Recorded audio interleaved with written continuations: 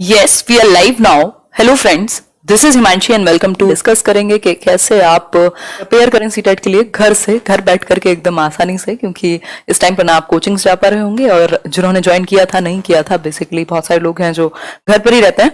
तो उस केस में कैसे हम तैयारी कर सकते हैं सीटेट की और बहुत आसानी से सीटेट घर पर रहकर विदाउट कोचिंग ऑनलाइन की सहायता से, थोड़ा बहुत जो आपके पास बुक्स हैं सेल्फ स्टडी की सहायता से किया जा सकता है। स्टार्ट करेंगे क्या, एक स्ट्रेटेजी रहनी चाहिए क्योंकि वो इंपॉर्टेंट है। अगर आपके पास कोई प्लान ही नहीं है तो फिर तो आप कितने भी घंटे दे दीजिए, पता ही नहीं लगेगा कि आप जा किस डायरेक्शन में रहे।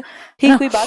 तो स्टार्ट करते हैं आज का सेशन, समझते हैं, डिस्कस करेंगे। तीन ही चीजें होती हैं किसी भी एग्जाम को लेकर के, जब आप प्लानिंग कर रहे होते हैं, तैयारी कर रहे होते हैं, कैसे आप उसे क्रैक करेंगे, इन तीनों चीजों के बारे में बात करेंगे और कितना टाइम आपको देना चाहिए इसके बारे में बात करेंगे। वीडियो देखिएगा शांति से बैठ के। एक वीडियो का जो ये दिया हुआ समय है, 10 मिनट की वीडियो है, 15 मिनट की वीडियो है, ये आपको पूरे सीटेट एग्जाम तक हेल्प करेगी। अगर मैं बात करूं तो सब्जेक्ट्स पता ही है आपको कितने सब्जेक्ट्स हैं, मोस्ट इंपॉर्टेंट टॉपिक्स कौन से हैं उनको डिस्कस करेंगे। क्या आप एक नॉर्मल टारगेट रख सकते हैं, हवा में तीर नहीं कि हम 150 में से 150 लाएंगे, क्या एक टारगेट रख के आप तैयारी कर सकते हैं ऐसे टाइम पर। इसके अलावा कौन से वो वर्ड्स हैं जो पेडागोजी में आपको डील करने में मदद करेंगे, जिनको आप फोकस कर सकते हैं। सब्जेक्ट वाइज देख लेते हैं कि अगर आप प्रिपेयर कर रहे हैं तो कैसे करेंगे, और मोस्ट इंपॉर्टेंट टॉपिक्स जो आपको आसानी से पार करा सकते हैं, एटलीस्ट आप क्वालिफाई तो कर देंगे सिर्फ उन टॉपिक्स को करके और उनसे रिलेटेड प्रैक्टिस करके। कुछ 15 टॉपिक होंगे मुश्किल से, उतना भी कर लिया और प्रैक्टिस कर ली तो पेपर क्वालिफाई जरूर हो जाएगा। अगर मैं बात करूं सब्जेक्ट की तो ये पेपर 1 के सारे सब्जेक्ट्स हैं, जिनमें से 3 सब्जेक्ट कॉमन हैं, हिंदी, इंग्लिश और चाइल्ड डेवलपमेंट एंड पेडागोजी यानी बाल विकास एवं शिक्षण शास्त्र। ये 90 मार्क्स कॉमन आते हैं, सिलेबस बिल्कुल सेम है पेपर 1 पेपर 2 इन 3 सब्जेक्ट के लिए। तो 90 मार्क्स आपके बिल्कुल कॉमन है। अगर आप पेपर 1 की तैयारी कर रहे हैं तो आपकी पेपर 2 की अपने आप हो रही है, और पेपर 2 की अगर आप बात कर रहे हैं तो पेपर 1 की अपने आप हो रही है। तो उस केस में ये तीनों सब्जेक्ट अगर आपने अच्छे कर लिए तो बहुत हद तक आपकी दोनों पेपर पे पकड़ बन जाती है। फिर है आपका मैथ्स और है ईवीएस। अब 2 सब्जेक्ट तो ऐसे हैं, अगर आपने ये सीडीपी की, मैंने एक प्लेलिस्ट बनाई हुई है, डिस्क्रिप्शन बॉक्स में मिल जाएगा, या सर्च भी करोगे CDP full course by Himanshi Singh, YouTube पर एकदम फ्री में अवेलेबल है। 2 कोर्स मिलेंगे, बल्कि एक बोर्ड पर है, एक स्लाइड्स पर है, दोनों में से कोई भी देख लेना। ये 30 मार्क्स आपके रखे हुए हैं बिल्कुल, और अभी मैं रिवाइज भी कराऊंगी। तो ये आपने देख लिया, कोई किताब भी नहीं उठा रहे हो तब भी सीटेट आपके 25 नंबर 30 में से कहीं नहीं गए, बिना किताब उठाए सिर्फ वीडियो देख रहे हो और कुछ क्वेश्चंस प्रैक्टिस किए हैं तो, या मैं जो कराऊंगी उतना कर लेना। ईवीएस की अगर मैं बात करूं तो यहां भी आप 25 तक स्कोर कर सकते हो, और वर्स्ट केस में 20 तक। प्लेलिस्ट बनी हुई है, 22 वीडियो कराए हैं अभी तक, उतना देख लीजिए। पेडागोजी के 15 नंबर फिक्स रहते हैं, इसके अलावा 15 नंबर में 20 नंबर में एनसीईआरटी से चीजें आती हैं, 2-4 क्वेश्चन कभी एक्स्ट्रा आ जाते हैं।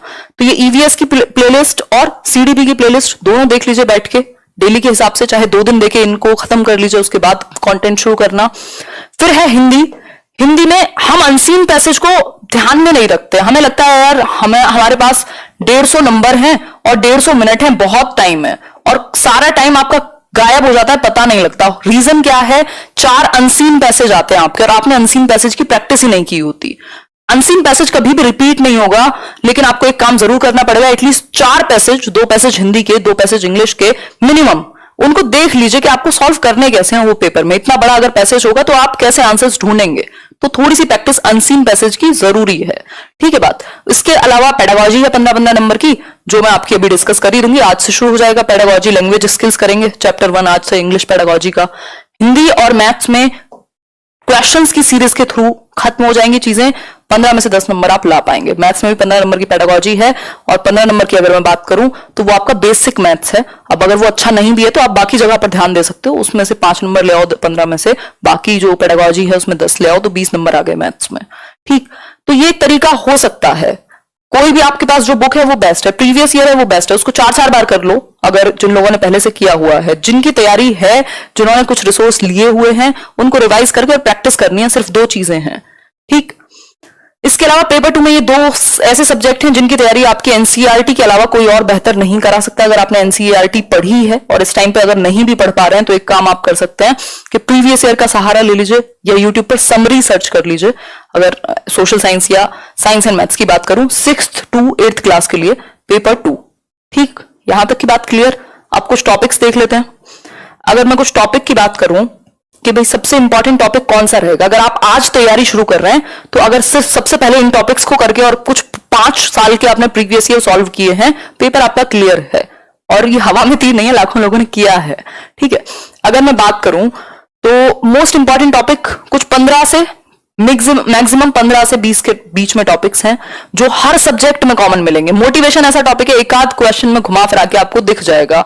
अगर मैं बात करूं आपका एनसीएफ, आरटीई, सीसीई जो कॉन्टिन्यूअस एंड कॉम्प्रिहेंसिव इवैल्यूएशन है, उसको आप देखेंगे, आपको हर एक सब्जेक्ट में मिल जाएगा। Teaching ads, teaching learning materials Hindi में भी आएगा, इंग्लिश में भी आएगा, सीडीपी में भी आएगा, बाकी आपके मैथ्स में भी आ जाएगा, ईवीएस में भी आ जाएगा, क्योंकि टीचिंग एड की जरूरत हर सब्जेक्ट में पड़ेगी। बस आपको देखना है कि वो आप उस सब्जेक्ट से कैसे रिलेट करेंगे।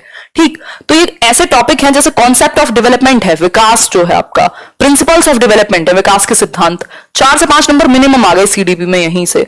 प्याजे, वाइगॉस्की, कोलबर्ग 4-5 नंबर फिर से। सीसीई का टॉपिक कॉमन है, आरटीई का टॉपिक, एनसीएफ का टॉपिक, इन सबको टॉपिक वाइज भी सर्च करोगे तो लेट्स लर्न पे 99% इनमें से सारे टॉपिक मिल जाएंगे। एक आध टॉपिक होगा जो डायरेक्टली नहीं कराया होगा। ठीक, इंक्लूसिव एजुकेशन 5 नंबर का टॉपिक है, सीधा दिया हुआ है सिलेबस में। इसके अलावा अगर मैं बात करूं ब्लूम्स टैक्सोनॉमी को थोड़ा सा जान लो कि 3 पक्ष होते हैं। ठीक, language and thought, gender, gender का आपको हर एक मैथ्स के सवाल मिल जाएंगे कि जेंडर बायसनेस नहीं होनी चाहिए, ये सारी चीजें आपको लगभग कई जगह पे मिल जाएगा। मोटिवेशन हुआ, language learning and acquisition Hindi में भी काम आएगा और इंग्लिश में भी काम आएगा, जो भाषा अधिग्रहण और अधिगम है। इसके अलावा लैंग्वेज स्किल्स आज रात को करेंगे 9 बजे इसको। ठीक, बहुत क्वेश्चन आते हैं भाषा कौशल पर, हिंदी में भी इंग्लिश में भी। डायग्नोस्टिक एंड रेमेडियल टीचिंग कितना पूछा जाता है, ये सीसीई का ही पार्ट है। उपचारात्मक व निदानात्मक शिक्षण की जो हम बात करते हैं, ये फिर आपकी शिक्षण सहायक सामग्री। और इंटीग्रेटेड सब्जेक्ट टीचिंग मतलब जब आप एक सब्जेक्ट की नॉलेज दूसरे सब्जेक्ट में काम आती है, इंटीग्रेट करके पढ़ाते हैं। बहुत ज्यादा प्रमोट किया जाता है इसको आजकल। और इतने टॉपिक जब आपने कर लिए तो सिर्फ प्रीवियस ईयर इनसे रिलेटेड सॉल्व कर लो या टॉपिक वाइज क्वेश्चंस ढूंढ करके सॉल्व कर लो, वीडियोस देख लो लेट्स लर्न पे, इतना तो कर ही सकते हो। इसके अलावा अगर आप थोड़ा एक्स्ट्रा पढ़ लोगे तो आपके फिर स्कोर अच्छा हो जाएगा। लेकिन ये टॉपिक जब आपने किए हैं तो अच्छे से किए हो।